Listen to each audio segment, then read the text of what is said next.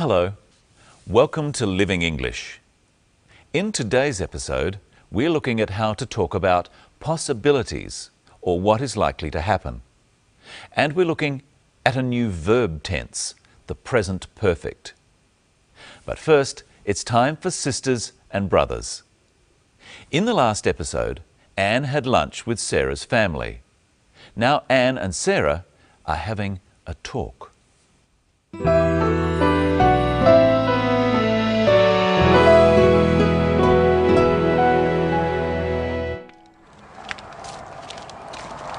I'm sorry about my brother. Not at all. You have a lovely family.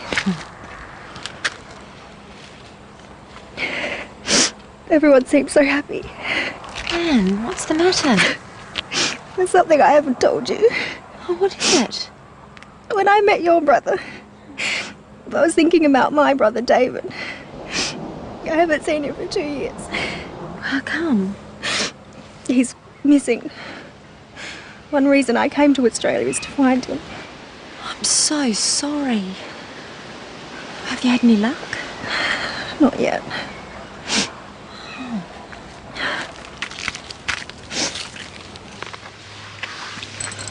I've hired a private investigator. Goodness. Do you think you'll find him? Perhaps.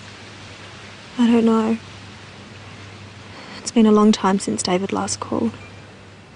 What do you think's happened to him? Have you any idea? I really don't know.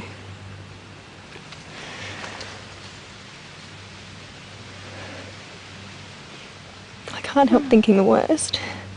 I'm sure he's all right. If something bad had happened, you would have heard. I guess so. I suppose you're right. Let's hope Anne's brother is all right. We'll find out in future episodes.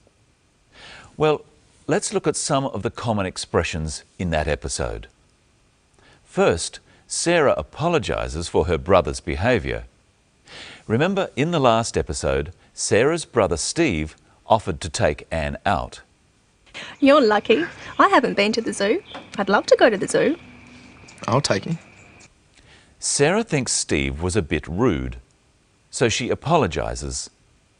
She says she is sorry about his behavior. I'm sorry about my brother. Not at all. You have a lovely family. Sarah says she is sorry about her brother. Practice with the clip. I'm sorry about my brother. Not at all. You have a lovely family. Anne says, not at all. She means Sarah shouldn't worry. She's not upset or offended. Remember, in a previous episode, we looked at the phrase, don't mention it. Not at all is another way of saying, don't mention it.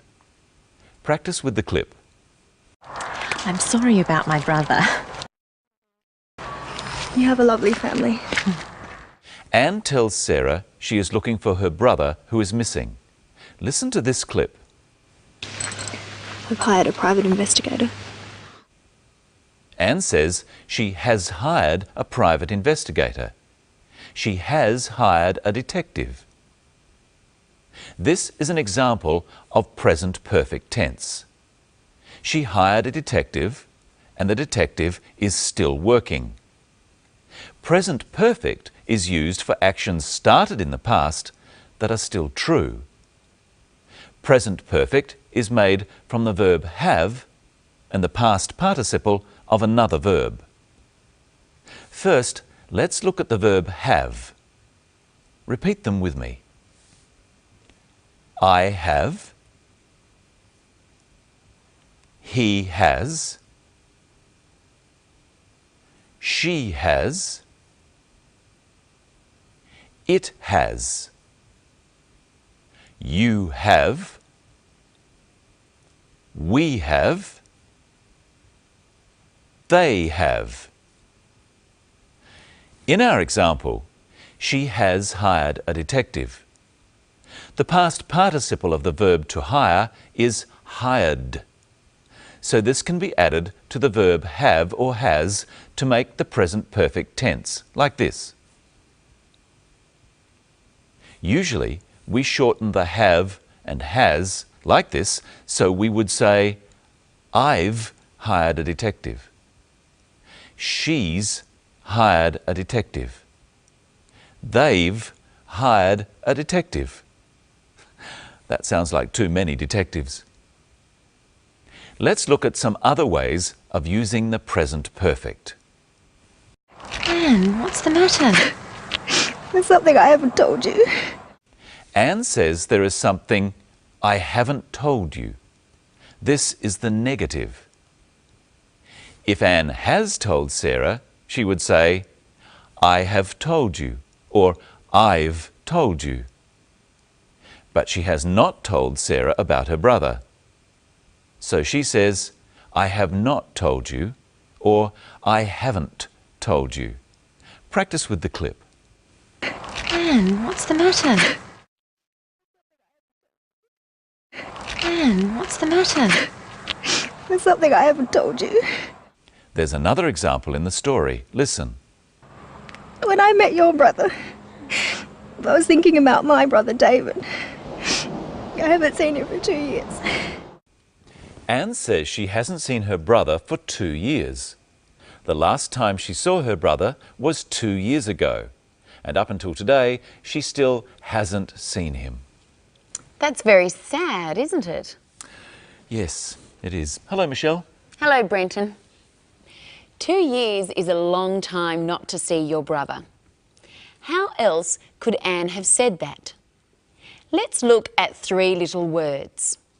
For, since, and ago.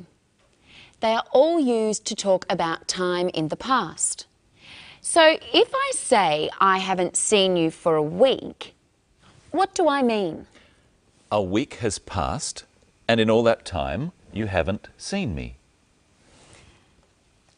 So this is a week. And you haven't seen me in all that time. How sad. I could say I haven't seen you since last Monday. What does that mean? Well, you saw me last Monday, and now you're seeing me again. And how wonderful it is. So for is used for a period of time that something goes on. For a week. For 2 hours. For a year. Since is a specific time in the past. Since 10 o'clock. Since yesterday. Since last year. What about ago? You could say you saw me a week ago. I saw you a week ago. Ago refers to a length of time before the present. So we could say 2 hours ago. If it's 12 o'clock now, what time was it 2 hours ago? That would be 10 o'clock. And if it's Monday today, what day was it 2 days ago? Saturday. Exactly. Now, today we're going to look at some more very useful words. First, let's see another clip, and my question is, does Anne think the detective will find her brother? Do you think you'll find him? Perhaps. I don't know. Does Anne think the detective will find her brother? She doesn't know. How does she tell us this? She says, I don't know. Does she think he might? Well, she thinks it's possible. She says, perhaps. Perhaps is a very useful word. It means you don't know. It is possible. There are a number of words and phrases in English like this. Let's look at some and see how to use them. Here's a chart. If you are sure the answer is no, or you disagree with someone, then you will say, definitely not, or I don't think so. Try after me. Definitely not. I don't think so. If you're not sure, you could say maybe, possibly, or perhaps. Try after me. Maybe, possibly, perhaps. If you agree but not strongly, you could say, I suppose so, or I think so, or I guess so. But if you definitely agree, then you would say, definitely, I'm sure. See if you can hear some of these words in the clip. What do you think's happened to him? Have you any idea? I really don't know.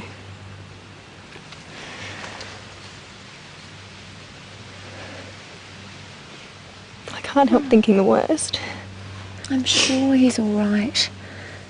If something bad had happened, you would have heard. I guess so. I suppose you're right.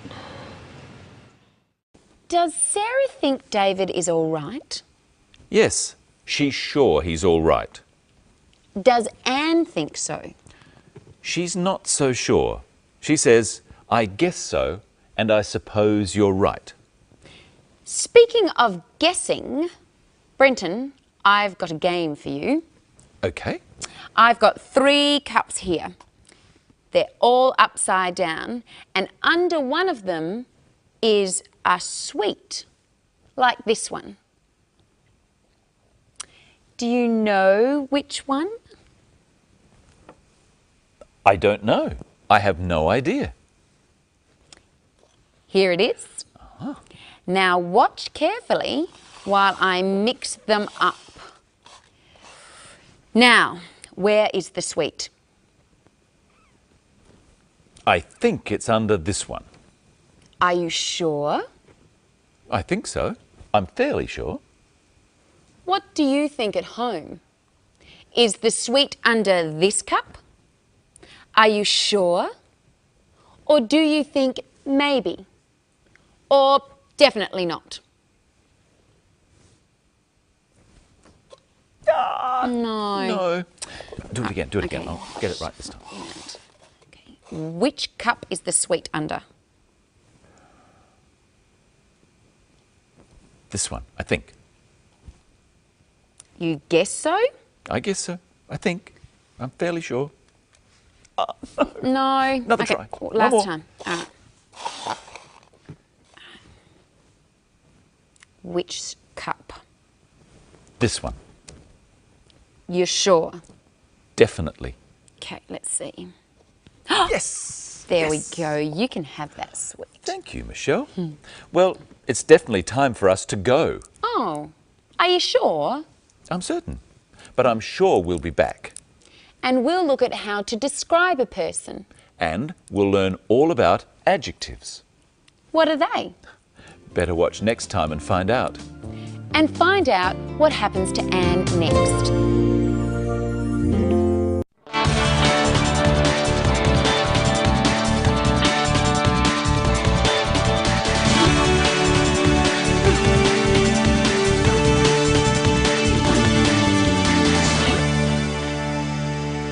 Hello. Welcome to Living English.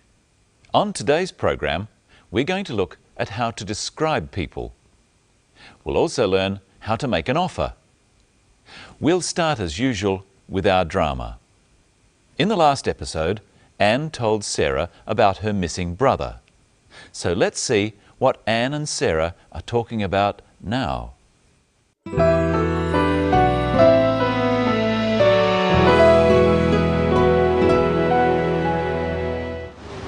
Can I help you find your brother? You're very kind. It's not your problem. I want to help. What can I do? Well, maybe you could get some copies made of this photograph.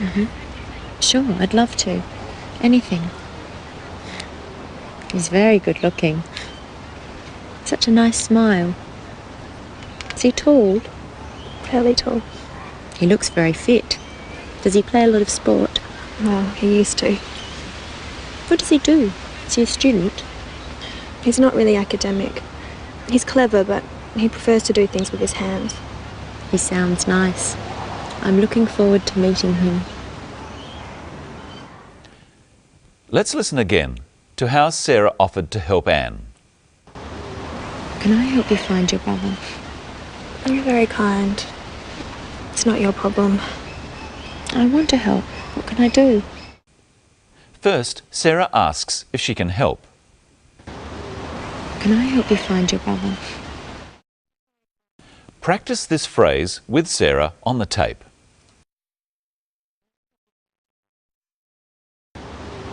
Can I help you find your brother? Now practice with some other examples, offering to help. Wash the dishes. Can I help you wash the dishes? Do the shopping. Can I help you do the shopping? With anything. Can I help you with anything? It's polite to not immediately accept an offer. Listen to how Anne does this. You're very kind. It's not your problem. First, Anne thanks Sarah for offering to help. She says, "You're very kind." Try that with the clip. You're very kind. And then she says, It's not your problem. it's her problem and Sarah doesn't have to help her. Now listen to Sarah make the offer in a way that Anne finds hard to refuse. I want to help. What can I do? What can I do is another way of offering to help, with anything. Try repeating this phrase with Sarah. What can I do? And so Sarah's offer is accepted. It's time now to take a closer look at the words called adjectives. Adjectives are used to describe people and things. They're the words that tell you what colour something is. For example, here's a ball. It's red, so it's a red ball.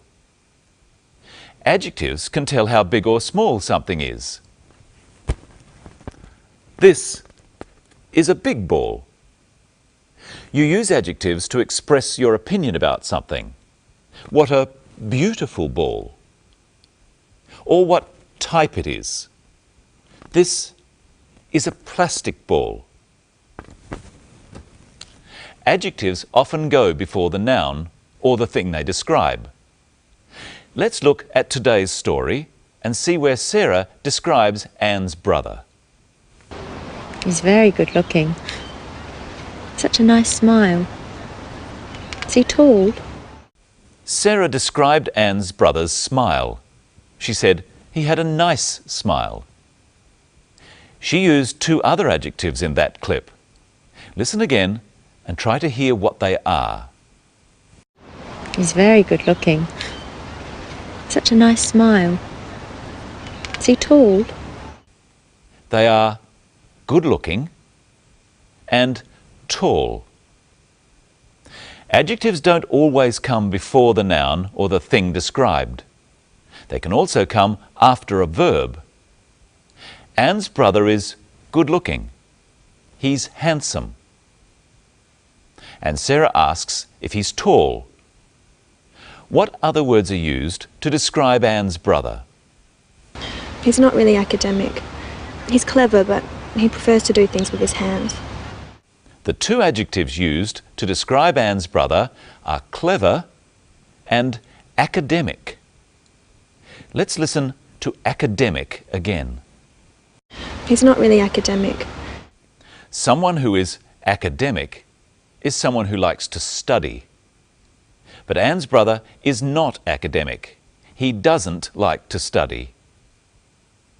Try saying, he's not really academic with Anne. He's not really academic.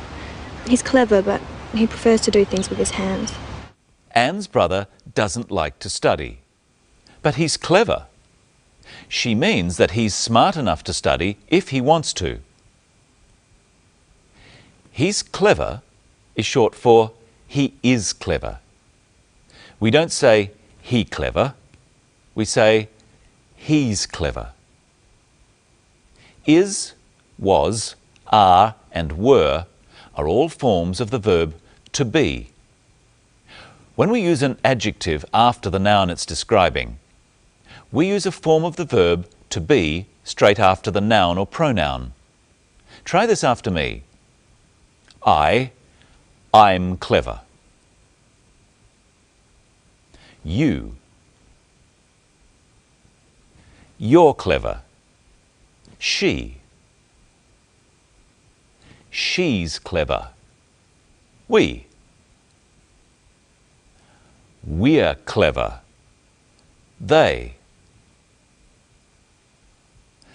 They're clever. Listen for another example in this next clip. You're very kind. You're very kind. Kind is the adjective. You're is short for you are. You are very kind. In this clip, listen for what happens when we use an adjective after a pronoun in a question. Is he tall? In questions, we change the word order. He is tall is a statement. Is he tall is a question. There are some other verbs that we use when the adjective comes after the thing it describes. Listen for one here. He looks very fit. He looks very fit. Fit is the adjective, meaning healthy. He looks very fit because you can see that he's very fit. Here's another. He sounds nice. He sounds nice. Nice is the adjective. He sounds nice because Anne is describing him to Sarah. Try saying, he sounds nice, with Sarah. He sounds nice. It's time to say hello to Michelle. Hello, Brenton. You look nice today. Oh, thank you. What have you been explaining to our viewers? How we use adjectives to describe people. Maybe you'd like to describe me. How would we describe Michelle? Is she tall or short? I'm not very tall. But you're not very short. So I'm not very tall, but I'm not very short either. I'm of medium height. How else can we describe someone? Well, we can describe their build, whether they are thin or fat. Would you say I'm fat, Brenton? No, but I'd say you were slim. Thank you. What else would you say? You can describe someone's complexion. Their complexion is the colour of someone's skin, whether they are light or dark. Michelle is fair. Her skin colour is light. What else can you describe about someone? You can describe the colour of their hair and their eyes. What can you say about Michelle's hair? She has fair hair. We could say she has blonde hair. Her hair is blonde. What can you say about her eyes? She has blue eyes. And we can also say her eyes are blue. So help me describe Michelle again. What about her height? She's of medium height. Her height is medium. What about her build? She's slim.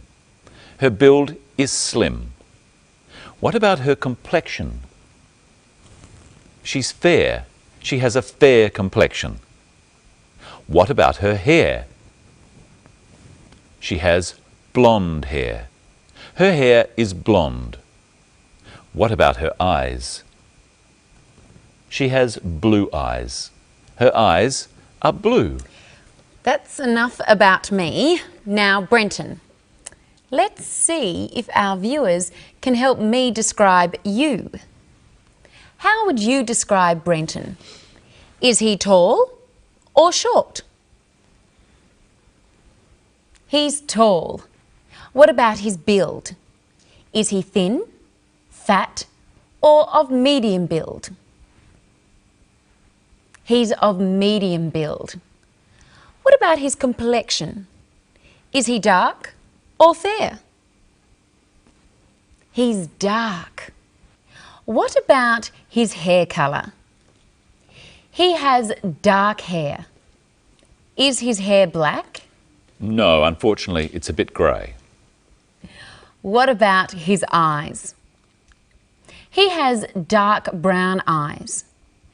And what's another way of saying that? His eyes are dark brown.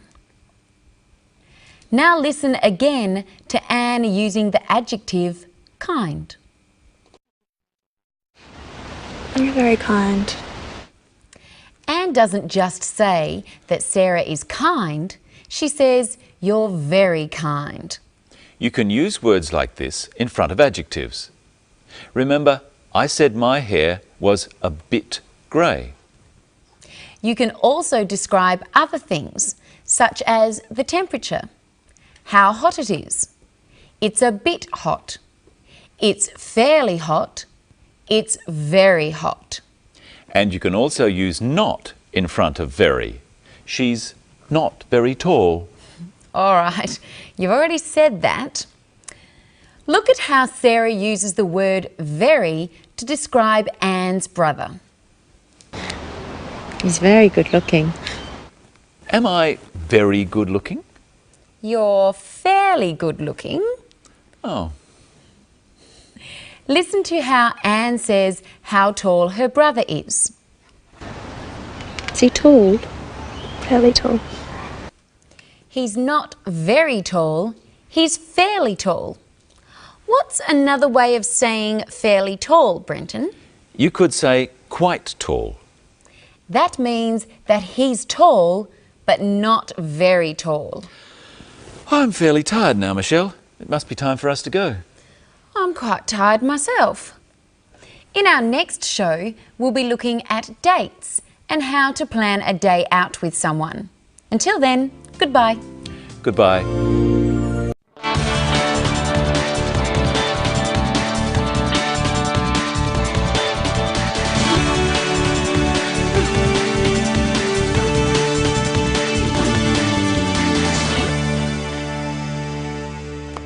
Hello. Today on Living English, we're going to look at the words we use to plan when we should meet someone. We call this making arrangements. First, watch our drama to see how Anne and Sarah make arrangements to visit some wineries.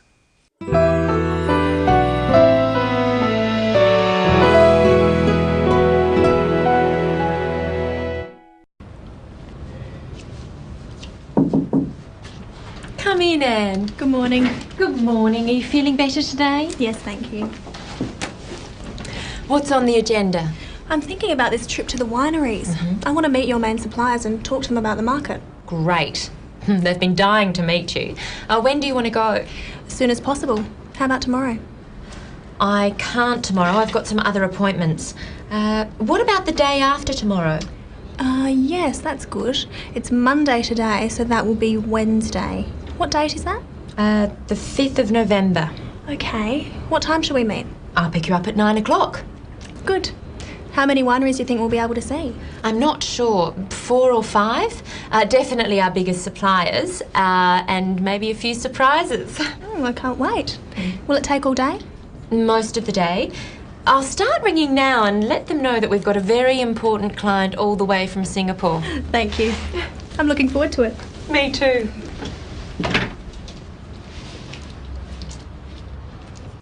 Let's take a closer look at how to plan something. Anne and Sarah have to plan the best day for both of them to visit the wineries. Listen to how they find out what the best day is. When do you want to go? As soon as possible. How about tomorrow? First, Sarah asks, when do you want to go? When asks about the time. Want to asks about what Anne hopes to do. Practice with the clip.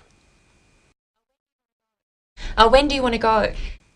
Anne replies, as soon as possible. This means that she wants to go very soon, in the next few days. It's a common expression.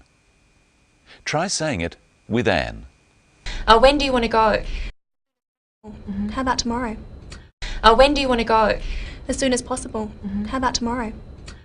Tomorrow is the day after today. Anne does want to go soon. What does Sarah say to that? I can't tomorrow. I've got some other appointments. She can't tomorrow. She's not able to go tomorrow. Can't is the usual way of saying cannot. She cannot go tomorrow. Practice with the clip. I've got some other appointments. I can't tomorrow. I've got some other appointments. Now listen to what Sarah suggests. What about the day after tomorrow? What about? We say what about or how about when we're making suggestions. Here's Anne's first suggestion again. How about tomorrow? And here's Sarah's suggestion.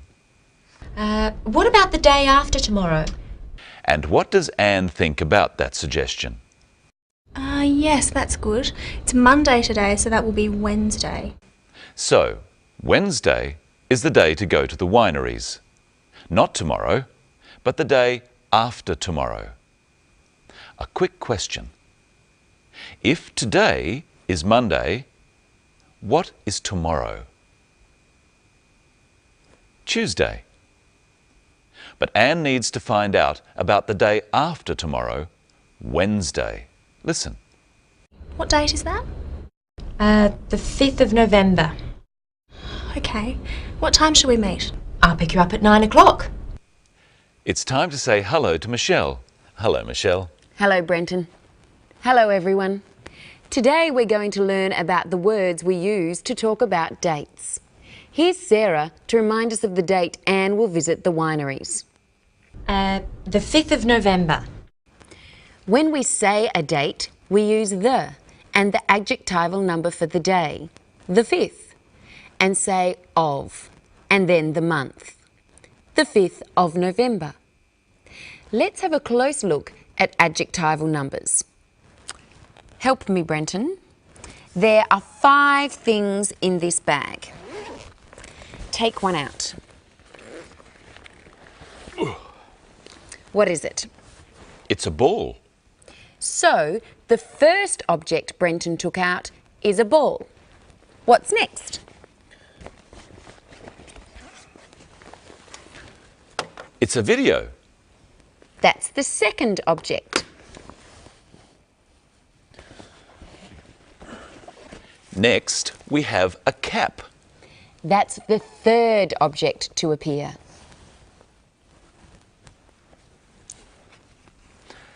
And the next is a kangaroo. That's the fourth object. And here's the last one. It's a book. It's also the fifth object. These type of numbers tell us the order of things in time. What was before something else? So, can you remember? Which object was third? You help me. What was third? The cap was third. What was the cap after? The cap was after the video. What was the cap before? The cap was before the kangaroo. And what was second?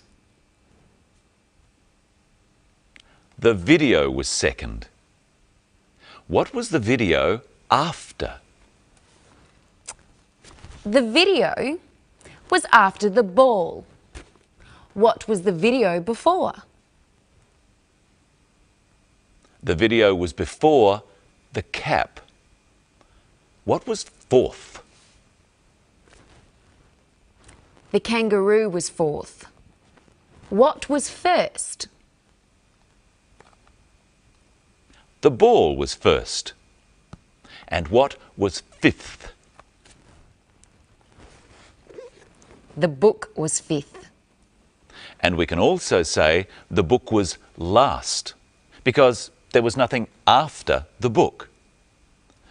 It's not easy to say fifth. Have a go at saying the 5th of November with Sarah.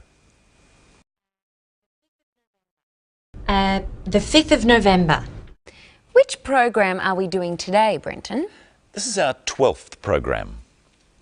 All of the adjectival numbers, except for first, second and third, have this th sound on the end, such as 9th and 16th.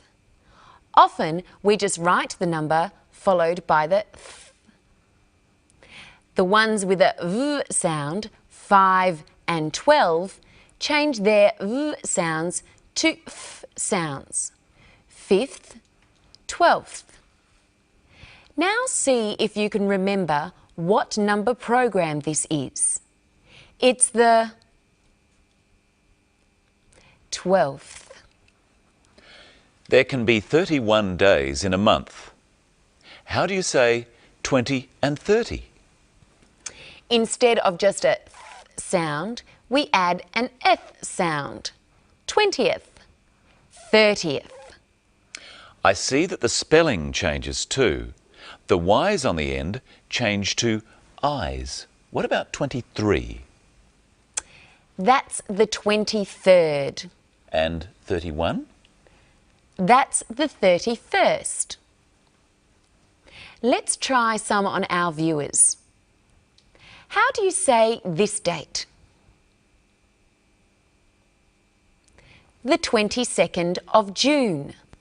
How do you say this date? The 30th of June. And this one? The 15th of May. And this one? The 2nd of July.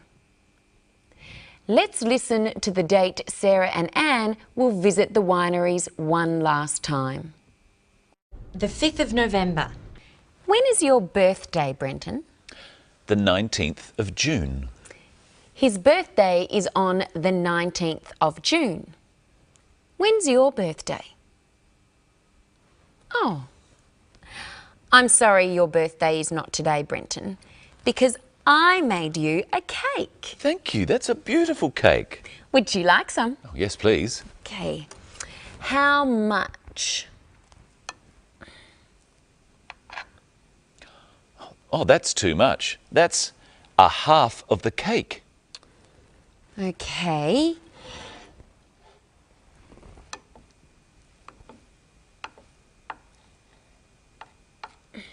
That's still too much. That's a quarter of the cake. All right. Can you manage this? I'll try. That's an eighth of the cake. We call these numbers fractions. They are less than 1. Except for half and quarter, the numbers are the same as the numbers we use for dates. But we always say an or a or 1 before the numbers. So let's look at them again. Repeat the fractions after me. This is a half of the cake. I could also say it's 1/2 of the cake. This is a quarter of the cake, or 1/4 of the cake. This is an eighth of the cake. I say an instead of a because eighth starts with a vowel sound. Can we eat the cake now? First, Let's review how we talk about time. Listen to Anne and Sarah again. What time shall we meet? I'll pick you up at 9 o'clock. Did you hear the word Sarah used before the time? She said at 9 o'clock. Remember, when we talk about the time, we use the words at and on in different ways. Repeat the phrase with Sarah. I'll pick you up at 9 o'clock. I'll pick you up at 9 o'clock. But we use a different word when we say a day. When are you working with us next week, Brenton? On Tuesday. So we use on if we're talking about the day. What time will you be working on Tuesday? I'm starting at 9 o'clock on Tuesday. So we use at for the time and on for the day. I'll see you at 9 o'clock on Tuesday, Brenton. I'll see you then. And that's all we have for today.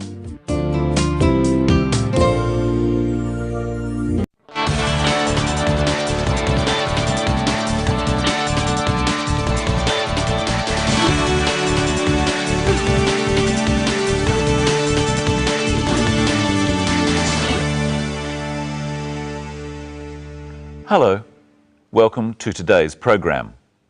We're going to look at how to make dates and arrangements on the phone. We'll also have a close look at how we talk about things we're in the middle of doing. But first, let's continue our drama, Sisters and Brothers. Remember Sarah's brother Steve? It did seem that he quite liked Anne. Now, he's going to make a phone call.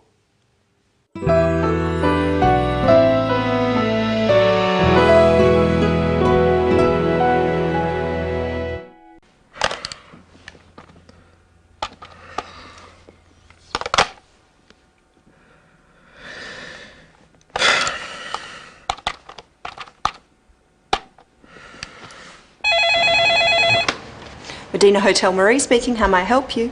Can I speak to Ms. Anne Lee, please? I'm not sure what room she's in. I'll put you through, sir.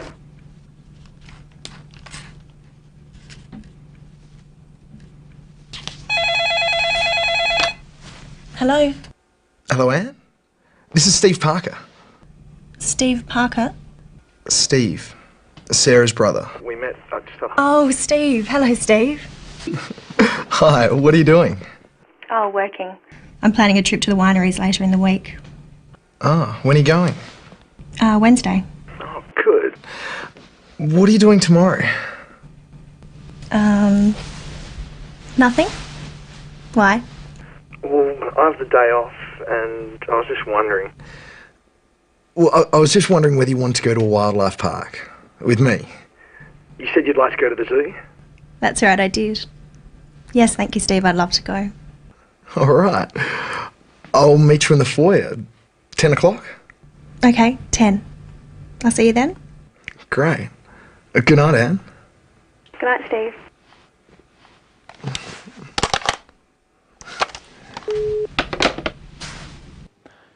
Let's have another look at how Steve made that date with Anne. First, he has to ring the hotel. Medina Hotel Marie speaking. How may I help you? Can I speak to Ms. Anne Lee, please? Steve says, "Could I speak to Ms. Anne Lee, please?" He's being polite. We use the word could like this when we ask someone to do something for us. It's a question. So he says, could before I. Could I? Try saying, could I with the clip. Can I speak to Ms. Anne Lee, please? He says, please. Asking someone to do something is a type of question called a request. We use please to make a request polite. Steve's request works, and the receptionist puts him through to Anne. Hello, Hello, Anne? This is Steve Parker. Steve Parker. Sometimes, just the way we say names or single words make questions. When Steve says, Anne, he means, are you Anne? Listen first and then say it with Steve. Hello. Hello, Anne? This is Steve Parker. Hello. Now listen to the way that Anne says Steve's name. Hello. Hello, Anne? This is Steve Parker. Steve Parker. She means, who is Steve Parker? Listen once more and then say it with her. Hello, Anne? This is Steve Parker. Steve Parker. Hello, Anne? This is Steve Parker. Of course, Anne realises who Steve is and they start to talk. Hi, what are you doing? Oh, working. I'm planning a trip to the wineries later in the week. We've looked at the words called verbs before and how we change the way we say them to show when something is happening. We call these changes tenses. Today, we're going to look at how to talk about actions that are happening now and for a short time into the future. In our next clip, listen to the way Steve and Anne say the verbs do, work, and plan. Hi, what are you doing? Oh, working. I'm planning a trip to the wineries later in the week. Doing, working, and planning. Notice that when a word ends with a single vowel next to a single consonant, the consonant is written again or doubled when we add ing. The ing form of verbs is used for talking about things happening now and for a short time into the future. This tense is called the present continuous because it refers to the present as something that continues or keeps going. Let's look at doing first. Hi, what are you doing? Steve is asking about what Anne is doing at that moment and for a short time into the future. So what's Anne doing? Say it with her. Oh, working. I'm planning a trip to the wineries later in the week. Work and plan are verbs of action. They are things we do. Only these sorts of verbs have continuous tenses. Some verbs, such as understand and know, are not used with the ing form of the present continuous. You can say, I am working. This means that you are working now and for a short time into the future. But you can't say, I am knowing. Instead, you say, I know. Let's see what Michelle's doing. I'll ring her up.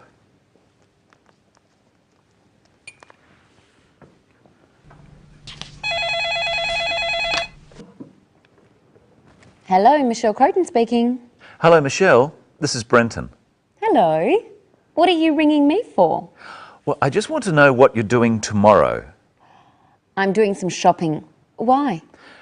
I'm having a barbecue with a few friends and I'd like you to come. You've left it very late to ask me, but yes, I'll come. What's the address? 23 Curry Street. What time shall I come? About 1 o'clock? All right. I'll see you then. I'll ring if I'm going to be late. What's your phone number? 8366279. Okay. See you later. Now, how did Brenton say this number? He said 8366279. When we have two of the same letters or numbers together like these two sixes, we describe them as double six. Remember the word planning?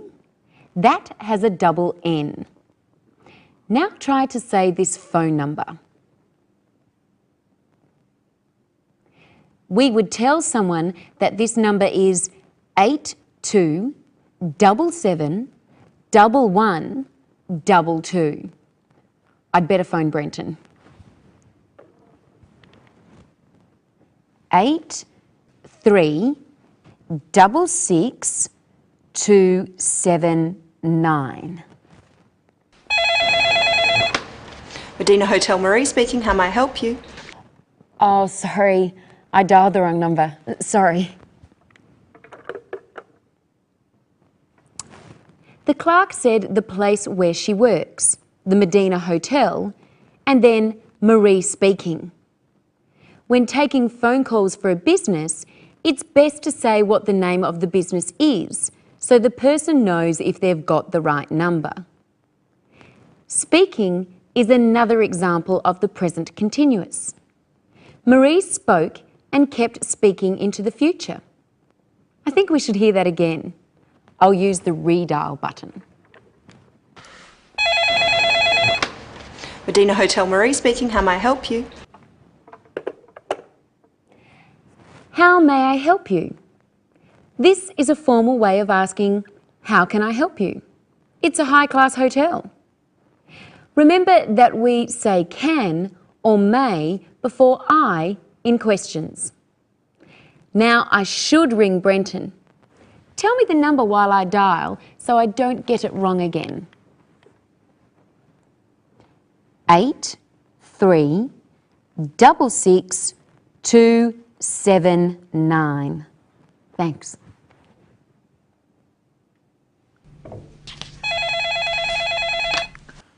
Hello? Hello, Brenton. Oh, hello, Michelle. Brenton, about your barbecue. Yes? Can I bring a friend? Oh, of course you can, Michelle. Oh, I forgot to ask earlier. Could you bring a bottle of wine? Yes, I could do that. And could you show our viewers the part of the story where Steve arranges when to meet Anne? Yes, I'll do that. See you later. See you. Here it is. I'll meet you in the foyer. 10 o'clock? Okay, 10. Steve used the way he said 10 o'clock to make it a question. It's quicker to say than, is 10 o'clock a good time? Listen once more and then say 10 o'clock with Steve. I'll meet you in the foyer. 10 o'clock? Okay, 10. I'll meet you in the foyer. Okay, 10. And now here is Michelle in person. Hello, Michelle. Hello, Brenton. Let's go over what we've learnt today. We learnt some things about making phone calls. We learnt that you can ask a question by the way you speak a word. Really? Yes, really. And we found out one of the uses for the ing form of verbs, the present continuous. And about phone numbers. And how to ask some very common questions. Let's review them. Say them after us. Could I speak to Ms. Anne Lee, please? What are you doing? What's the address? What time shall I come? What's your phone number? In our next episode, we're going to look at the many common words that are said together so often that they become one word. Until next time, see you later. Now it's time to show you today's episode of our drama again. Goodbye.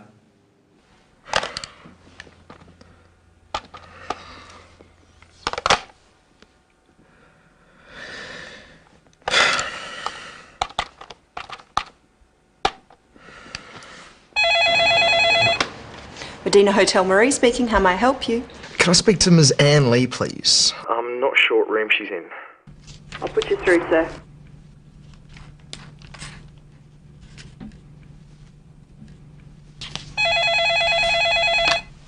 Hello, Hello, Anne?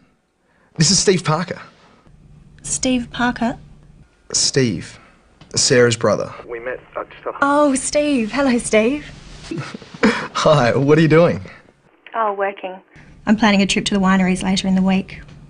Ah, when are you going? Wednesday. Oh, good. What are you doing tomorrow? Nothing? Why? Well, I have the day off, and I was just wondering. Well, I was just wondering whether you wanted to go to a wildlife park with me. You said you'd like to go to the zoo? That's right, I did. Yes, thank you, Steve. I'd love to go. All right. I'll meet you in the foyer. 10 o'clock? Okay, 10. I'll see you then. Great. Good night, Anne. Good night, Steve.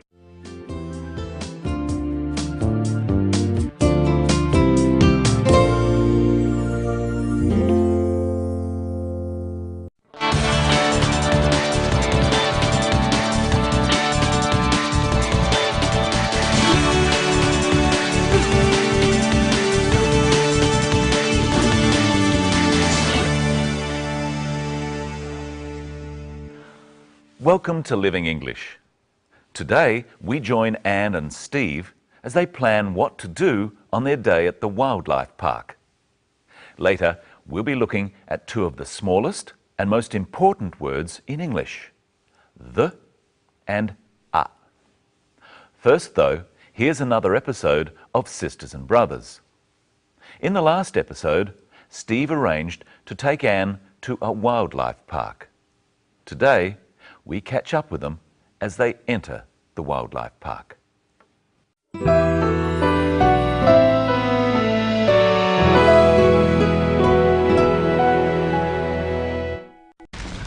Two, please, and a bag of food. There you are, and your tickets. Have a nice day. How much do I owe you? It's okay, it's my treat. Oh, thank you. I'll buy lunch. Is there somewhere to have lunch? Of course. There's a cafe just over there.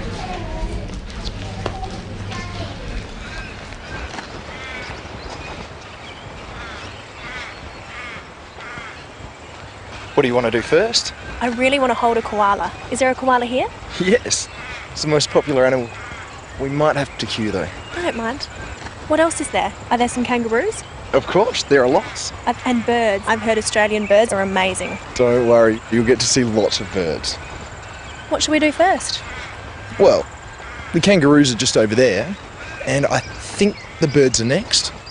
And next... You'll cuddle a koala? Sure. And after that? After that, I'll buy you lunch. It's a deal.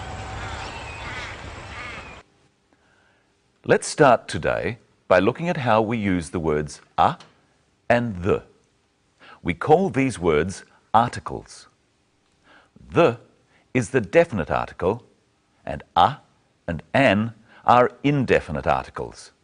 We use them before nouns. Listen. I really want to hold a koala.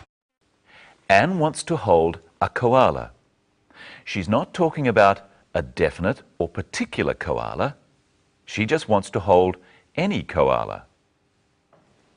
If you say, I want to hold the koala, you mean one that you can see or know about. Try saying, I really want to hold a koala with Anne. I really want to hold a koala. We only use the word a or an with singular nouns, not plural nouns. Koala is singular, and the plural is koalas. You can't say, I want to hold a koalas. It's correct to say, I want to hold koalas, or I want to hold some koalas. But Anne only wants to hold one koala. So she says, I really want to hold a koala. Is there a koala here? Is there a koala here? Koala is singular. So Anne says, a. She also says, is there? Now listen to Anne asking about the kangaroos. Are there some kangaroos? Notice that when Anne asks about more than one animal, she says, are there some, instead of, is there a? Listen to both of those clips again. Is there a koala here? Are there some kangaroos? Is and are both forms of the verb to be. With a singular noun such as koala, we use is. Is there a koala here? With a plural noun such as kangaroos, we use are. Are there some kangaroos? Now listen to how the order of the words change when we're not asking a question. Are there some kangaroos? Of course, there are lots. There are lots is a statement. We use there before is or are in a statement. Listen to another question. I'll buy lunch. Is there somewhere to have lunch? Is there somewhere to have lunch? Is a question. Listen to what Steve says in reply. Of course, there's a cafe just over there. There's a cafe. There's is short for there is. A cafe is singular, so Steve says is, and because it's not a question, he says is after there. There is a cafe. Steve says there's a cafe. If they see it later, Steve can say there's the cafe. It becomes definite. It's the one he talked about before. A is used when you talk about a thing for the first time. I might say to someone, I'm going to a film tonight. They can then ask, what's the film called? When Anne first asked about kangaroos, she used the word some, which is indefinite. Listen again. Are there some kangaroos? Now listen to what happens when Steve talks about them later. Well, the kangaroos are just over there. They become definite, and we use the instead of some or a. Notice that Steve says the kangaroos are. What do you say if there is only one kangaroo? The kangaroo is over there. Now listen to Steve use the word are with the plural noun birds. And I think the birds are next. And next is Michelle Croden. Hello, Michelle. Hello, Brenton. Hello, everyone. What have you got there? A koala. What's the koala for? I'll show you later. What I want to do today is look at the words we use for the order in which we do things. First, let's have another look at Anne and Steve planning what to do at the wildlife park. What should we do first? Well, the kangaroos are just over there, and I think the birds are next. And next... You'll cuddle a koala? Sure. And after that? After that, I'll buy you lunch. Now, Brenton, you don't have to buy me lunch, but I do want you to make me a sandwich. Okay. Listen carefully. First, I want you to slice 2 pieces of bread from this loaf. 2. Then I want you to spread butter on them. Mm-hmm. After that, you can put in the filling. Lettuce first, next some meat, then some sauce, followed by another piece of lettuce. Finally, close the sandwich and cut it in half. That's all? Yes. Right. First, slice the bread.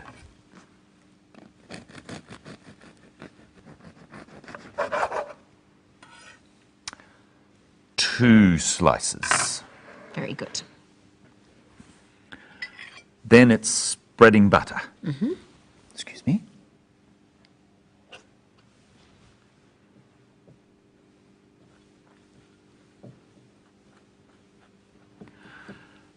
After that, it's the filling. Let's see. Lettuce first. Okay. Meat next.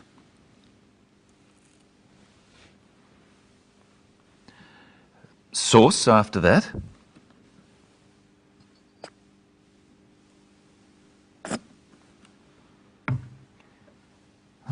What was next? Another piece of lettuce. That's right.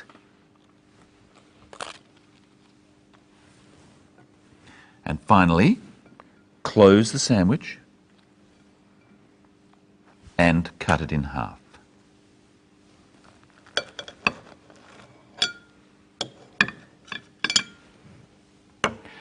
There you are. Thank you, Brenton. And next, here's Anne and Steve planning their day again. What should we do first? Well, the kangaroos are just over there, and I think the birds are next. And next, You'll cuddle a koala? sure. And after that? After that, I'll buy you lunch. So, what words do we use for the order in which we do things?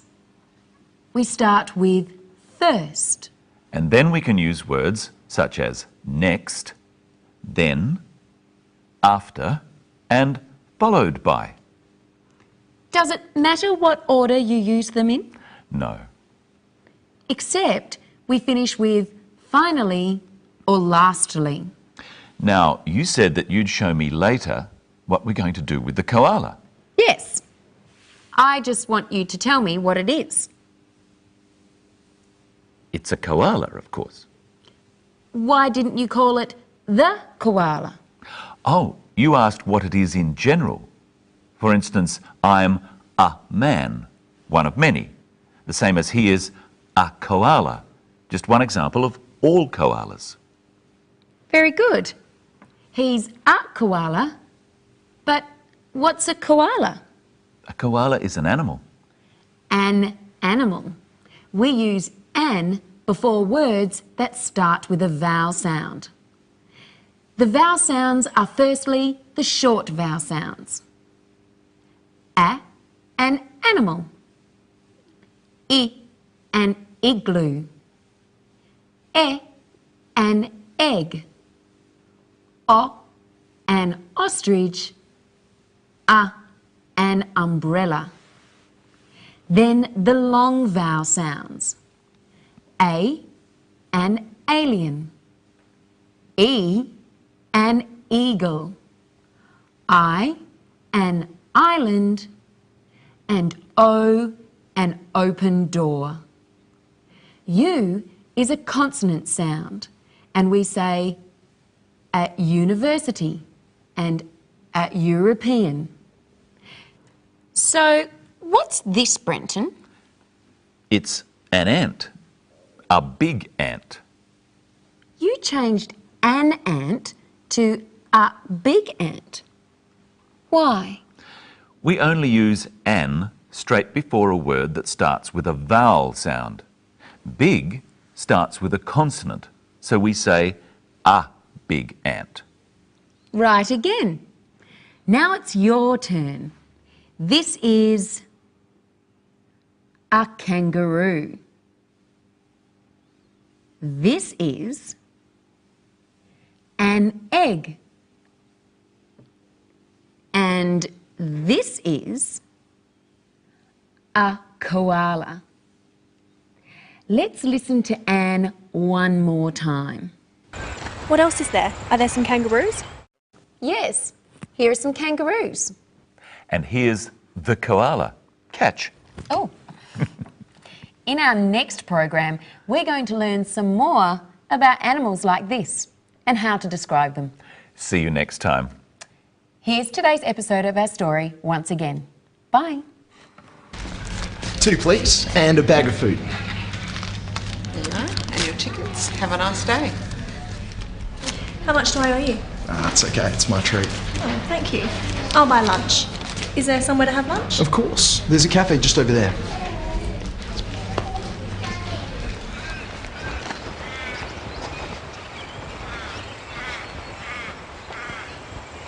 What do you want to do first? I really want to hold a koala. Is there a koala here? Yes, it's the most popular animal. We might have to queue though. I don't mind. What else is there? Are there some kangaroos? Of course, there are lots. And birds. I've heard Australian birds are amazing. Don't worry, you'll get to see lots of birds. What should we do first? Well, the kangaroos are just over there, and I think the birds are next. And next, You'll cuddle a koala? sure. And after that, After that, I'll buy you lunch. it's a deal.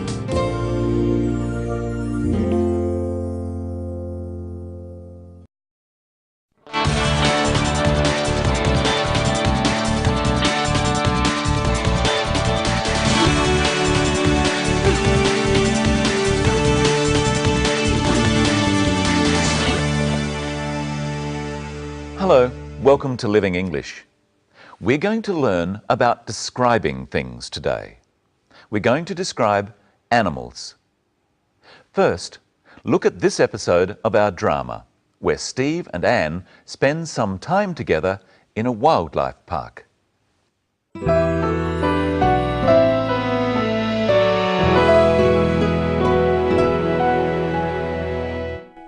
Come on.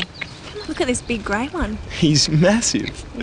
He has very, very strong arms and legs. And a big, strong tail. Yeah, and ears. Very big ears. Its fur looks very soft. It feels soft on my hand. It's got beautiful big brown eyes.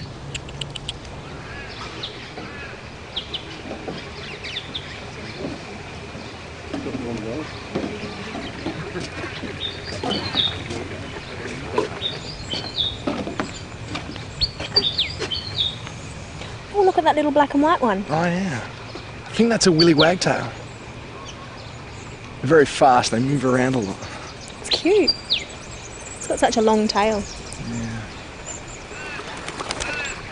Oh, look at that bird. Oh, that's a kingfisher. Oh, we have them in Singapore. Really? Look at its beautiful blue back. Very colourful, isn't it? There's lots in Australia, big ones and small ones. We have a very big one called a kookaburra. Has a very interesting laugh.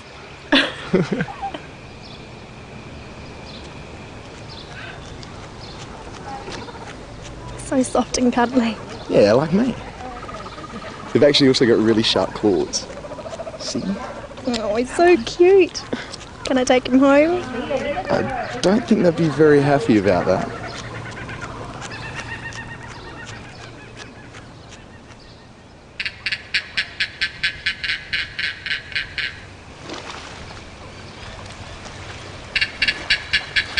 Oh, look at that one.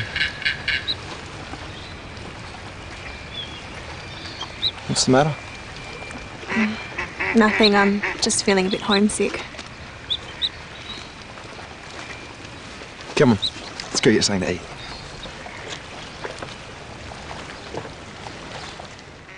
There were plenty of animals there to describe. To start today, let's listen to the way Anne describes a kangaroo. Come on. Look at this big grey one. This big grey one. Anne uses two of the describing words called adjectives, big and grey.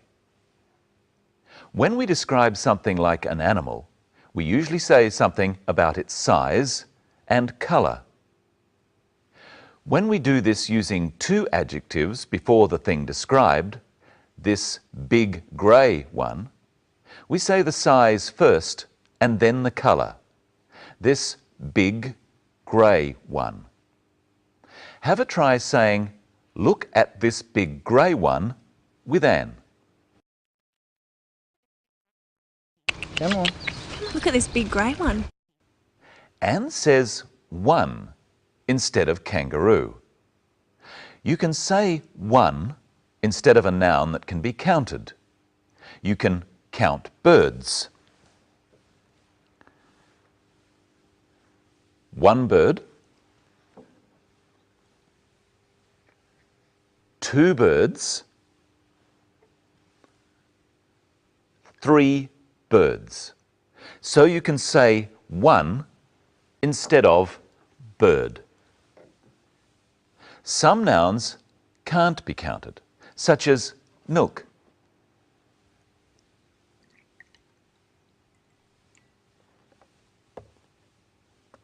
For nouns such as milk, we don't use one, we use the words some or any.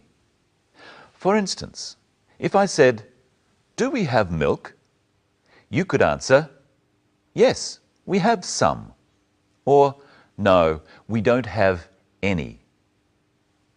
If I asked you about something you could count, "Do you have a car?" you can answer, "I have one," or "I don't have one." Now it's your turn. Do you have a fridge to keep your food cold? Yes, I have one. Or, no, I don't have one. Do you have fruit juice in the fridge? Yes, I have some. Or, no, I don't have any. Do you have a bicycle? Yes, I have one. Or, no, I don't have one. Can you remember what one Anne is talking about here? Oh, look at that little black and white one. That little black and white one. She's referring to a bird called a willy wagtail. Now listen as Steve talks about the sorts of birds called kingfishers. There's lots in Australia, big ones and small ones. Big ones and small ones. You can use ones to refer to plural nouns that can be counted, such as birds like kingfishers. Steve is saying that there are big kingfishers and small kingfishers in Australia. Now listen to the order of the words Anne uses to describe the kingfisher she and Steve are looking at. Look at its beautiful blue back. Its beautiful blue back. First, Anne uses the adjective that describes a quality, beauty, and then the colour. Its beautiful blue back. This ring is gold, and I think it's beautiful. Now, you describe the ring using the adjectives gold and beautiful before the noun ring. It's a beautiful gold ring. Now listen to Anne use 3 adjectives in a row to describe a kangaroo's eyes. It's got beautiful big brown eyes. It's got beautiful, big, brown eyes. Beautiful and big are both adjectives that describe qualities. You say them before the colour brown. But you can also say it's got big, beautiful brown eyes. Usually we would say beautiful, big brown eyes. Try saying it with Anne. It's got beautiful big brown eyes. Listen again to Anne describe the willy wagtail. Oh, look at that little black and white one. That little black and white one. Anne describes the size first and then the colours. Notice that she says black and white. Listen once more. Oh, look at that little black and white one. It's time to say hello to Michelle Croden with the beautiful big blue eyes. Hello. Hello, Brenton. Hello, everyone. What have you brought in today? Some animals, of course. Real ones? No, toy ones. Now, I'd like you to describe each animal, starting with this one. It's a cat. A small, striped toy cat. Now it's your turn. What size is the cat? It's small. What pattern is it? It's striped. What sort of cat is it? It's a toy. So it's a small striped toy cat. Remember, the order of the adjectives is size first, small, then colour or pattern, striped, and finally what sort of thing it is, toy, a small striped toy cat. Now see if you can describe this one in the same way. It's a big black and white toy panda. Size first, big, then colour, This time, 2 colours, black and white. And finally, the sort of thing it is. Toy. A big black and white toy panda. You could have said large instead of big. Yes, but you wouldn't say that he's very, very big like this. He's massive. He's not massive. A real panda is massive. Yes, he's big, but he's not that big. He's not very big. We've looked at using words such as very before adjectives on a previous episode.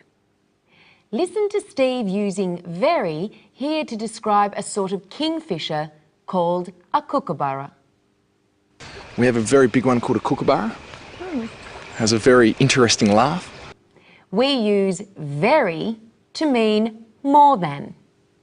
Very big is more than big, and massive is very, very big. Very, very? Sometimes we use the word very to mean even more than. Listen to Steve. He's massive. He has very, very strong arms and legs. Now listen to how Anne says that the koala is more than cute. Oh, he's so cute. Can I take him home? He's so cute. He's soft and cuddly too. How soft and cuddly. So soft and cuddly. He's so soft and cuddly. A bit like the panda. That's the same as saying he's very soft and cuddly. Yes, but you can't use so in exactly the same way as very all the time. For instance, I can say that you have very beautiful eyes. Yes, you can. But I can't say you have so beautiful eyes. I have to say your eyes are so beautiful. Explain? When the adjective beautiful is used before the thing it's describing, eyes, you can't use so. You can only use so when the adjective beautiful comes after the thing it describes. Eyes. Your eyes are so beautiful. Well, people have said that before. I'm sure they have. Now there is a word with the same meaning as so that you can use when the adjective comes before the noun in the sentence, you have beautiful eyes. I know. You have such beautiful eyes. I know. Listen to Anne use such to describe the Willy Wagtail's long tail. It's got such a long tail. She said such a long tail. She says because there is only one tail. And we can also say it's such a nice day. Yes, but with plural nouns such as eyes, we drop the a. You have such beautiful eyes. Weather is something we can't count, and so we say, this is such lovely weather. Well, I've had such a good time doing this today, I don't want to stop.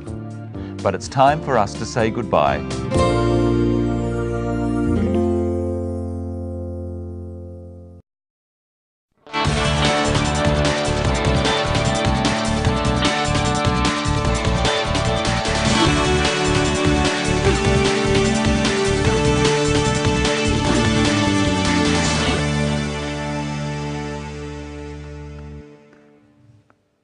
Hello, welcome to Living English. Today we're going to find out when to use the words have and has. We'll also look at how to order food and what to say about it when you get it. But first, here's today's episode of our drama.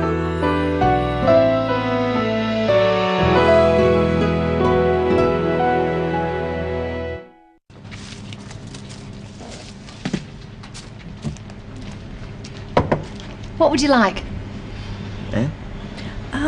I'll have a cheese and salad sandwich and a cappuccino, thanks. Do you have wine? No, sir, we don't serve alcohol. We have coffee, tea, soft drinks and juices. Okay. I'd like a orange juice and a pie with chips. Do you have sauce? Just help yourself, and I'll bring the food when it's ready. Thank you.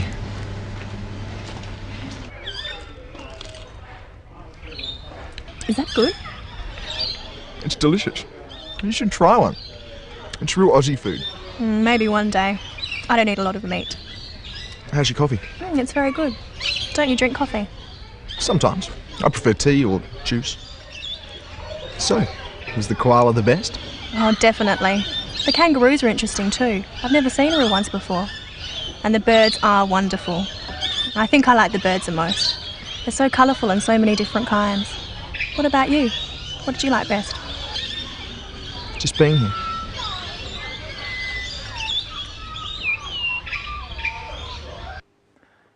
Let's have a look again at Anne ordering some food. I'll have a cheese and salad sandwich and a cappuccino, thanks.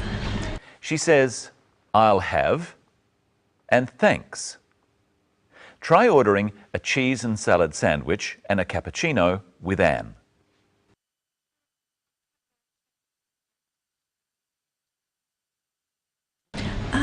I'll have a cheese and salad sandwich and a cappuccino, thanks. Usually, when we say I'll have when ordering something, we say thanks as well.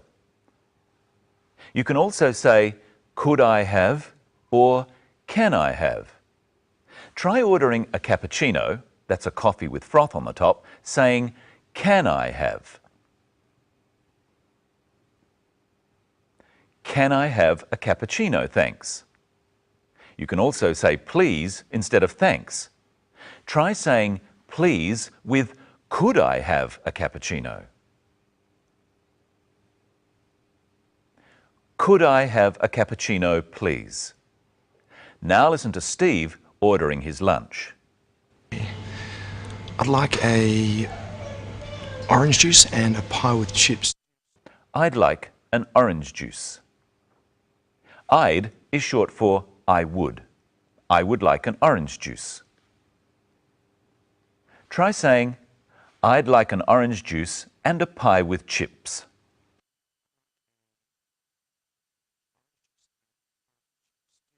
Now listen to Steve asking a couple of questions. First, he asks about wine. Do you have wine? And later, he asks about sauce. Do you have sauce? Do you have sauce? What's another way of asking this question by saying have before you? Have you got sauce? Try the same with wine. Have you got wine? No, sir, we don't serve alcohol. We have coffee, tea, soft drinks and juices. We have coffee. We use the word have a lot. Do you have sauce? Just help yourself, and I'll bring the food when it's ready. Help yourself means that the sauce is on the counter and you can use as much as you want. Often, cafes have bowls of sugar on the tables. You help yourself to the sugar in these. The woman in the cafe also says, and I'll bring the food when it's ready. She means that she will bring their food to their table. Now let's listen to what Anne and Steve think about their food and drink. First, Steve. Is that good? It's delicious. And now Anne. How's your coffee? It's very good. Steve doesn't really like coffee. He thinks tea is better. Listen to how he says this to Anne. Don't you drink coffee? Sometimes. I prefer tea. I prefer coffee. I think it's better than tea. Well, I prefer tea. Oh, hello, Michelle. Hello, Brenton. Hello, everyone. What have you got there? I have some fruit. I have an apple and a banana. Which do you prefer? I prefer the banana. And I prefer the apple. To prefer something means to like it better. What does Brenton prefer? Bananas or apples? He prefers bananas. And what does Michelle prefer? She prefers apples. Another way of saying this would be, he likes bananas better than apples. And what about me? She likes apples better than bananas. Remember, Steve prefers tea. We could say he prefers tea to coffee. How would we say this using likes? He likes tea better than coffee. So what would we say about Anne? She likes coffee better than tea. Now, Brenton, I've got some other types of fruit here. I have a pear, an orange, a pineapple, and a mango. Which fruit do you like best? The mango. I like the mango the best. What about you? I like the pear the best. If we say the best, it means out of all of these things, I like it most. I like it more than any of the other things. So if I have two things, I would say, which do you prefer? If I have many things, I would say, which do you like the best? So what does Brenton like the best? You say he likes the mango the best. What about Michelle? What does she like the best? She likes the pear the best. Now watch the clip. Steve and Anne are talking about their day and what they liked the best. Anne has another way of saying what she liked the best. Was the koala the best? Oh, definitely. The kangaroos are interesting too. I've never seen a real ones before. And the birds are wonderful. I think I like the birds the most. They're so colourful and so many different kinds. What about you? What did you like best? Just being here. So first Anne agrees with Steve that the koala was the best. Then she changes her mind. She says, I think I liked the birds the most. Saying you like something the most is the same as saying you like it the best. And another way is to say it's your favourite. Pears are my favourite fruit. And mangoes are my favourite. What can we say when we don't like something? We know that Michelle prefers apples to bananas. She could say, I don't like bananas as much as apples. That's true. And what about Brenton, who prefers bananas? What would he say? I don't like apples as much as bananas. And what about Steve with coffee and tea? He doesn't like coffee as much as tea. And Anne, she doesn't like tea as much as coffee. And what do you like the least, Brenton, out of all of these kinds of fruit? I like pears the least. What about you? I like pineapples the least. You try at home. What does Brenton like the least? He likes pears the least. And what about Michelle? She likes pineapples the least. I don't like pineapples at all. And I don't like pears at all. I never eat them. Steve and Anne were having lunch. Lunch is the name of the meal we eat in the middle of the day. What are the names of the other meals? What is the name of the meal at the start of the day? Breakfast. And what is the name of the meal at the end of the day? Dinner. In Australia, dinner is usually the main meal of the day. Now, let's look at how Steve describes his pie. Is that good? It's delicious. You should try one. It's real Aussie food. He says it's delicious. He likes it very much.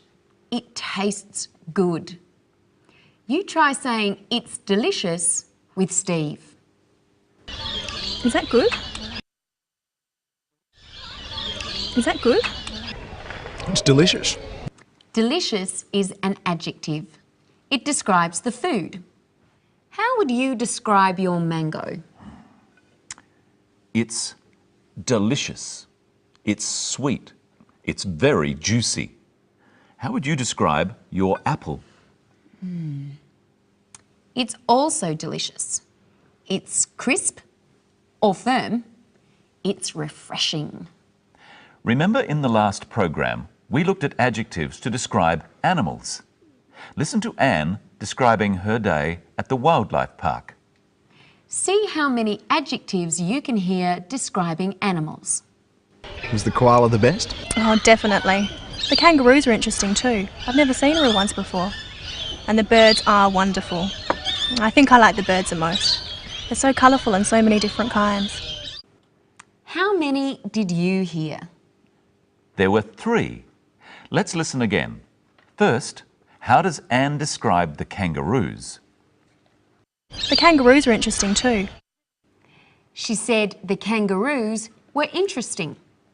Interesting is an adjective. How does she describe the birds? And the birds are wonderful. She says they are wonderful. And she describes the birds another way too. They're so colourful and so many different kinds.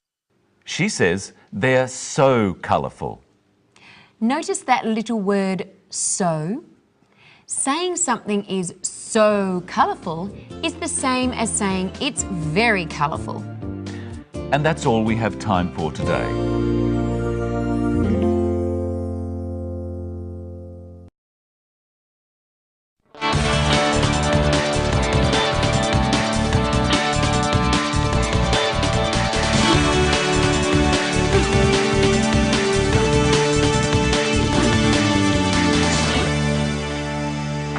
Welcome to Living English.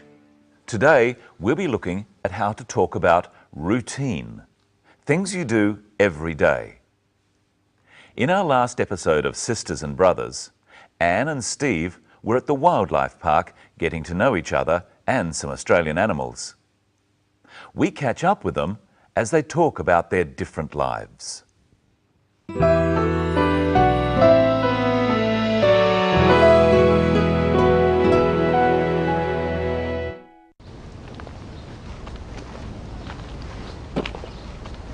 Tell me about your life in Singapore. What do you do every day? Well, I work in my father's business importing wines. I live with my family. How do you get to work? Do you catch a bus? Usually. Sometimes I go with my father in his car. What about you? What do you do? I'm a builder. I build houses. And how do you get to work? I drive. I have to use my car for work, so I never go by bus.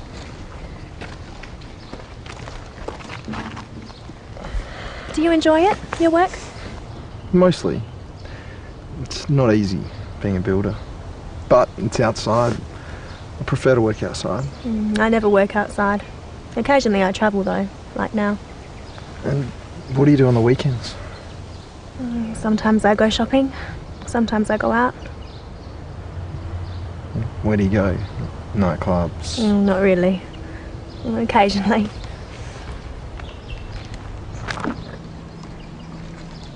Who do you go with? A bunch of friends. Boyfriend? Not at the moment.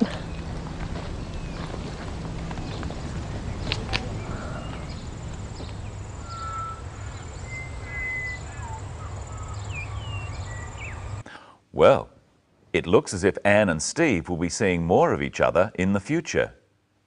First, let's look again at how Anne describes her life. What do you do every day? Well, I work in my father's business importing wines. I live with my family. When Steve asks his question, and when Anne answers it, they use the simple present. This is a form of the verb used to describe routine actions, things you do all the time, like work. Practice Steve's question with the clip. What do you do every day? What do you do every day? Steve wants to find out about Anne's life, where she lives, where she works, what she does every day or every week. First, Anne describes her job. Well, I work in my father's business. Anne also asks Steve about his job. If you want to know about someone's job or occupation, you say, "What do you do?" What about you? What do you do? Practice saying, "What do you do?" with the clip. What do you do? Now listen to how Steve describes his job. What about you? What do you do? I'm a builder. I build houses. Steve describes his job in two ways. He says its name. I'm a builder. And he says what he does. I build houses. There are many jobs that can be described like this. Imagine you are these people and say what you do. Bus driver. I'm a bus driver. I drive buses. Baker. I'm a baker. I bake bread. Hotel manager. I'm a hotel manager. I manage a hotel. Notice how many words that describe jobs end in er. What's the word that describes your job in English? Say it. I'm a... Maybe you don't have a job. Maybe, for example, you're a student. So what would you say? I'm a student. I study... Say what you study. For example, computing science. You can also say what you do by describing where you work. Remember what Anne said. Well, I work in my father's business importing wines. We could also say that Anne is a wine importer. Try now saying the name of the job and then where you work. For example, banker. I'm a banker. I work in a bank. Teacher. I'm a teacher. I teach at a school. Pilot. I'm a pilot. I fly planes. Accountant. I'm an accountant. I have my own business. Waiter. I'm a waiter. I work in a restaurant. So you can say where you work. At a school, in a bank, in a shop. Or you can say you work for a business. I work for a bank or for a restaurant. Or maybe you can say, I have my own business. Sometimes we say, I work for myself. Let's look at another question Steve asks Anne. How do you get to work? Do you catch a bus? Usually. Sometimes I go with my father in his car. Steve asks Anne, how do you get to work? This is still about routine, something Anne does every day. Practice with the clip. Do you catch a bus? How do you get to work? Do you catch a bus? And Steve asks Anne, if she catches a bus. Practice with the clip. How do you get to work? How do you get to work? Do you catch a bus? And here's Michelle. Hello, Michelle. Hello, Brenton. Hello, everyone. So how do you get to work? I walk. How about you? I drive my car. Let's look at how to talk about different ways of getting to work, or school, or wherever you have to go.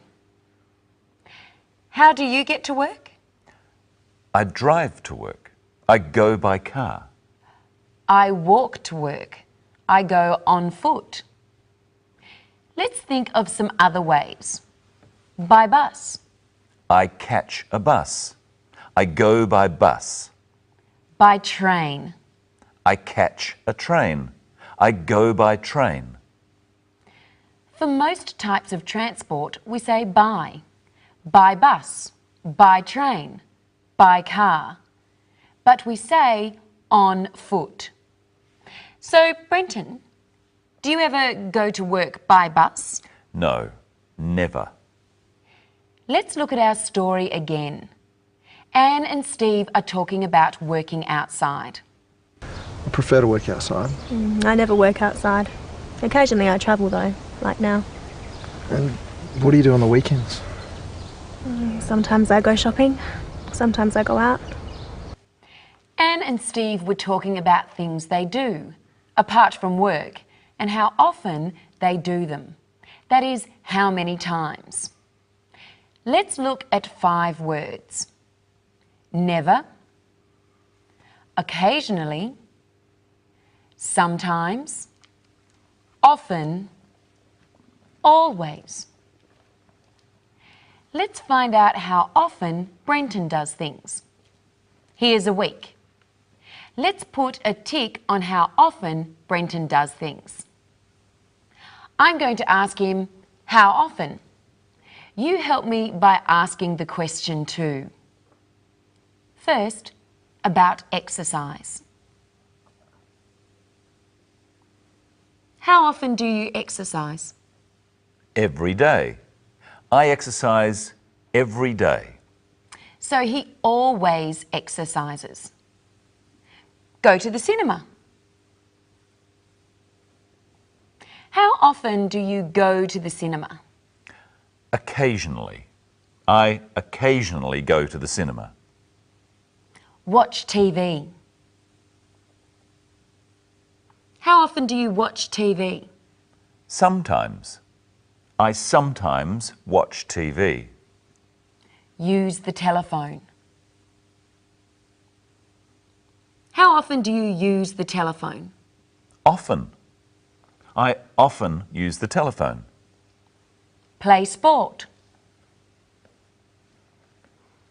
How often do you play sport? Never. I never play sport.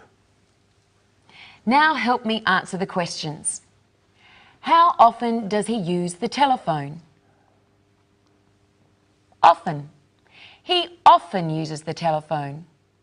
How often does he exercise? Always. He always exercises. How often does he go to the cinema? Occasionally.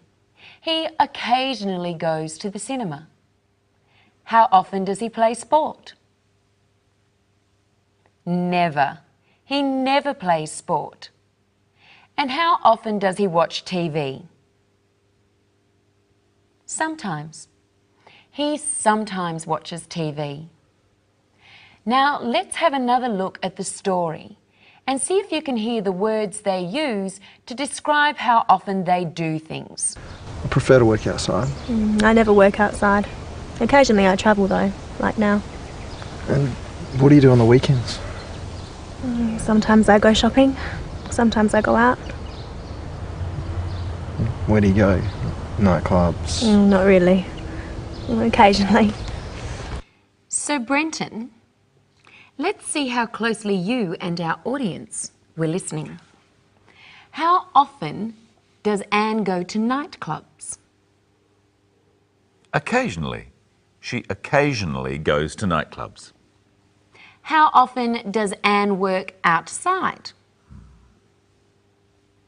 Never. She never works outside. How often does she go shopping? Sometimes. She sometimes goes shopping. And how often does she travel? Occasionally. She occasionally travels. And we can also say she travels occasionally. And finally today, let's look back again at how Anne describes what she does.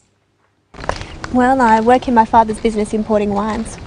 Let's look at the phrase, my father's business. Who owns the business?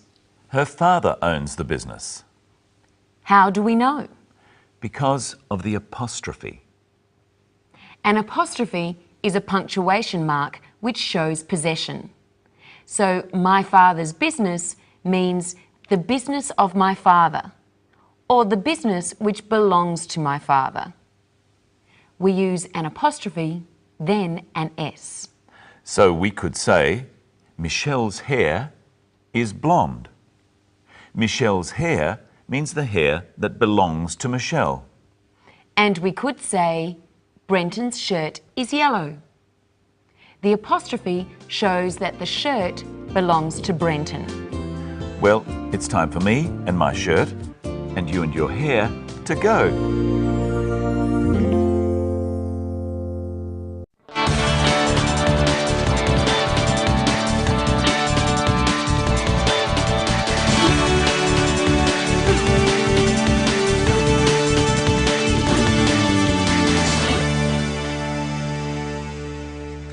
Welcome to Living English. Today, we'll be looking at letters and messages, and the best way to ask someone to do something. First, here's the latest episode of our drama, Sisters and Brothers. Steve is taking Anne back to her hotel after their day at the wildlife park.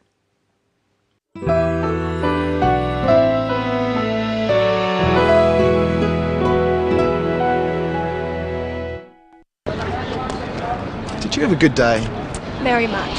Thank you for taking me. How about you? Of course. Not too boring? You must have been there 100 times. Not since I was a kid. It was great.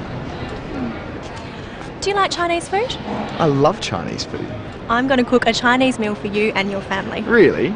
That'll be great. When? Friday? Fantastic. I'll see you then. Yes. Bye. Bye.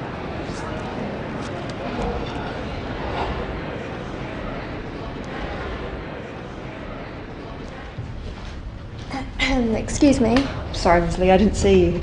Could I have my key, please? Certainly. Here you are. Oh, and there's a message for you.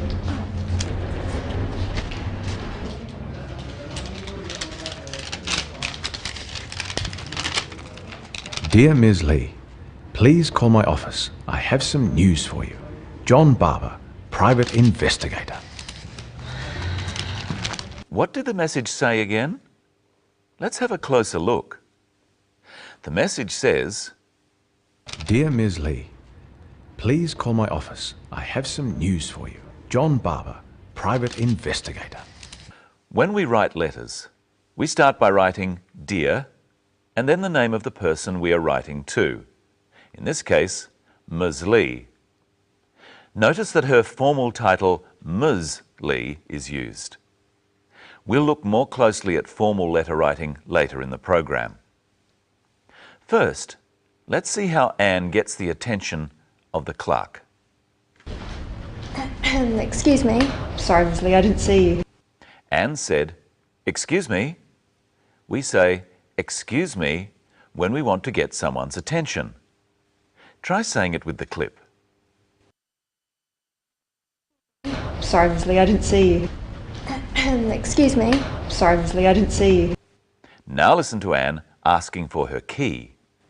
Could I have my key, please? Certainly. Remember that we looked at using could I to make requests in an earlier episode. The best and most polite way to ask people to do things for you is to make requests. You have to be careful that your request doesn't sound like an order. You say, could I at the beginning and please at the end. Could I have my key, please? If you don't say please, a request can sound like an order. Could I have my key? It's always best to add please. Another formal way to make this request is to say, may I have my key, please? Watch the clip and try saying, could I have my key, please, with Anne. Could I have my key, please? In our next clip, there's also something we've looked at before on Living English, the expression going to. See if you can remember what it means. I'm going to cook a Chinese meal for you and your family. Anne said, I'm going to. She means that she will cook a Chinese meal in the future, but she hasn't decided exactly when. Listen to what she says about when she is going to cook the meal. I'm going to cook a Chinese meal for you and your family. Really?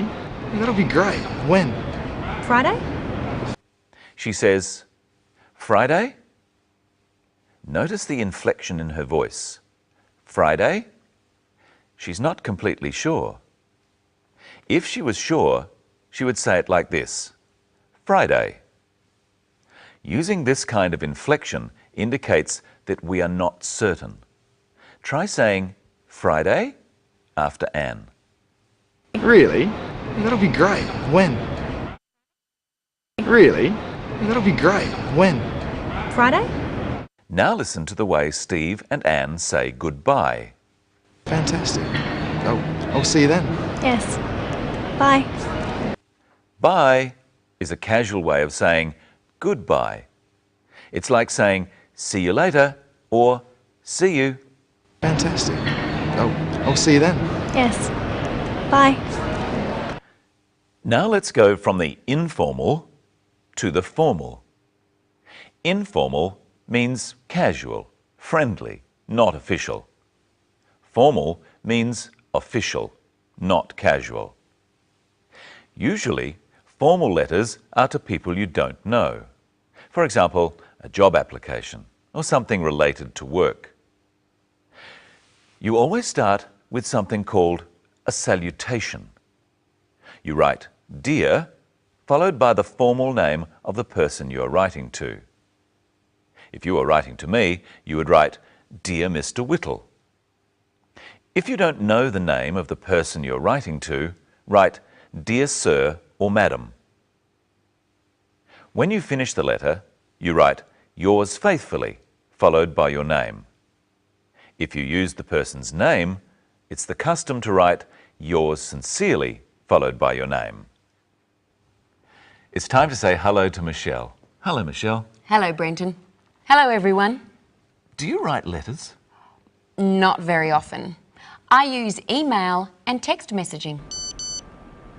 Excuse me, I have a message now. What does it say? Please pick up milk. What does that mean? It means that my friend wants me to buy some milk on the way home after work. People don't use lots of words for messages and they leave some out. It still says please. Yes, that's because it's a request, not an order. How would you make the same request in ordinary speech? Say it after me. Could you pick up some milk, please? Let's listen again to Anne making a request. Could I have my key, please? Certainly. Here you are. Here you are. You say, here you are, when you give people things. Give it a try. Ask me for something. Okay. Could I have your phone, please? Yes. Here you are. Thank you. Now it's your turn. Say, here you are, with the clip. Could I have my key, please? Certainly. Could I have my key, please? Certainly.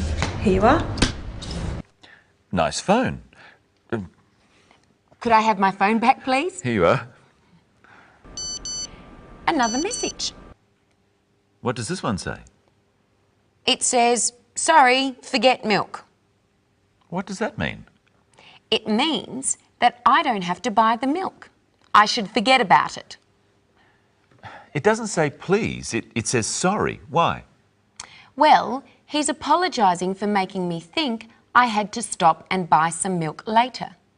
He doesn't write please because he's not asking me to do anything. We sometimes say sorry to be polite, like in this clip. Excuse me. Sorry, Miss Lee, I didn't see you. Try saying sorry, Ms. Lee, with the clip. Excuse me. Excuse me. Sorry, Miss Lee, I didn't see you. There are a few phrases in English which can be used to say sorry or apologise. Let's practice them. Sorry. That's okay. When we bump into someone or have a small accident like this, we often just say sorry. Try it at home. Sorry. And in reply, I say, that's okay. Try it home. That's okay. Or I could say, that's all right. You try. That's all right. And here's a common Australian phrase. No worries. You try. No worries. Let's look at some other ways of saying sorry. You can say, I'm sorry, or you can say, pardon me. Try it at home. Pardon me. Another way of saying it is, I beg your pardon. This is more formal. Try it after me. I beg your pardon. This is a more serious apology, like this. I beg your pardon, so sorry. No worries. We use the same phrases if we don't understand something or don't hear it and we want the person to repeat what they said. Excuse me? Yes. Do you have the time? 8:30. I beg your pardon? It's 8:30. You can also use I'm sorry or sorry in the same way. Excuse me? Can I help you? Do you have the time? 9:10. Sorry? It's 9:10. Thank you very much. But notice how the inflection changes from when we say sorry to apologise. We'll show you. Sorry. That's all right. Sorry? I said that's all right. There's no need to shout. Practice with me the different ways of saying sorry. Sorry. Sorry. I'm sorry. I'm sorry. Pardon me. Pardon me. I beg your pardon. I beg your pardon. Let's look at another clip now. You must have been there 100 times. Not since I was a kid. Anne says you must have, or you must have been there 100 times. What does she mean by that? She thinks it's certain that Steve has visited the wildlife park many times before. So I could say to Brenton, you must have seen a kangaroo before. Yes, I have. And Michelle, you must have been to Sydney. Yes, I have. Try at home saying you must have. First, been to the zoo. You must have been to the zoo. Flown in a plane. You must have flown in a plane. Had an ice cream. You must have had an ice cream before. There's one thing in that clip that's confusing, Michelle. What's that? Well, let's watch again. You must have been there 100 times. Not since I was a kid. Steve says, not since I was a kid. But a kid is a baby goat, isn't it? Yes. But kid is also slang for young boy or girl. So what are the other words for people at different ages? Well, we start off as a baby. The plural is babies. Then when we start to walk, we're called toddlers. Young boys and girls are called children. One is called a child. And then we are called teenagers, from the age 13 to 19. And then adults. And that's all we have time for today. Next time, we'll look at reporting the past and using did and didn't.